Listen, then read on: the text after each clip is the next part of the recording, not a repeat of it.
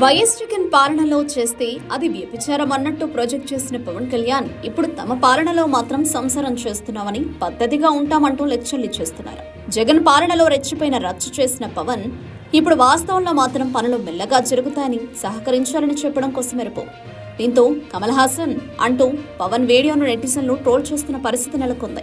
ఎన్నికల ముందర వైఎస్ జగన్ పాలనలో ఇదే పవన్ కళ్యాణ్ సభలు సమావేశాల్లో ఎలా ఊగిపోయారో మనం అందరం చూసాం. ఆవేశపు డైలాగులు, మీసం మెలేయడాలు, గొంతు చించుకుని అరవడాలు, తొడగట్టడాలు, నడి రోడ్డు మీద సైతం ఊగిపోయేవారు.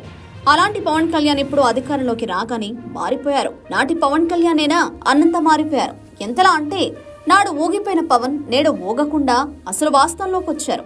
తనను ఊగిపోయేలా చేసిన జనానికే హితబోధ చేస్తున్నారు. ఇటీవలే ప్రజలు తిడుతున్నారు అంటూ వాపోయిన పవన్ కళ్యాణ్ జగన్ పాలనలో జరిగిన అత్యాచారాలకు కారణం ప్రభుత్వమని, తమ పాలనలో జరిగితే మాత్రం అది కొందరు దుర్మార్గులు చేసిన పాడు పని అంటూ వెనకేసుకొచ్చారు. దీంతో సోషల్ మీడియాలో పవన్ తీరుపై సెట్టులు పడుతున్నాయి. తాజాగా విశాఖ మన్యంలో రోడ్డు వేయించిన పవన్ అక్కడ పర్యటిస్తూ తనను సినిమా హీరోలా అది చేయవద్దు ఇది చేయవద్దు అంటూ ప్రజలకే క్లాస్ పీకారు.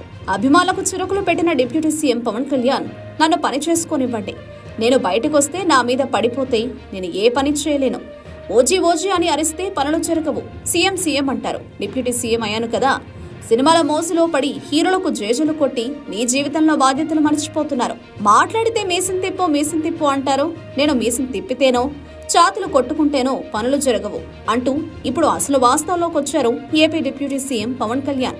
మాట్లాడితే అన్నా మీసం తిప్పు అంటారు. మీసాలు తిప్పడాలు, ఛాతీలు కొట్టుకోవడాలు నాకు చేతగా. నేనంత పిడికిరి మట్టే కావచ్చు, కానీ గొంతెత్తిదే రాజమండ్రి నుంచి ఢిల్లీ దాకా దిక్కులు పిక్కటయ్యేలా, హిమాలయాలు దద్దరిల్లేలా, భారత భూభాగం కదిలేలా. నేను మీసం తిప్పితే రోడ్లు పడవు, నేను ఛాతీ కొట్టుకుంటే రోడ్లు పడవు. ఏంది ఇదే? నాకు పని చేయనివన్నాను. ఏం పని చేస్తున్నావు? నేను వెళ్ళి ప్రధానమంత్రి గారికి దండం పెట్టి ముఖ్యమంత్రి గారి దృష్టికి ఆ సమస్య తీసుకెళ్తే రోడ్లు పడతాయి. Flash back. మనం దేహి అంటే కుదరదు, మనం పోరాటం చేసే తీసుకోవాలి. నేను వెళ్ళి ప్రధానమంత్రి గారికి దండం పెట్టి ముఖ్యమంత్రి గారి దృష్టికి ఆ సమస్య తీసుకెళ్తే రోడ్లు పడతాయి.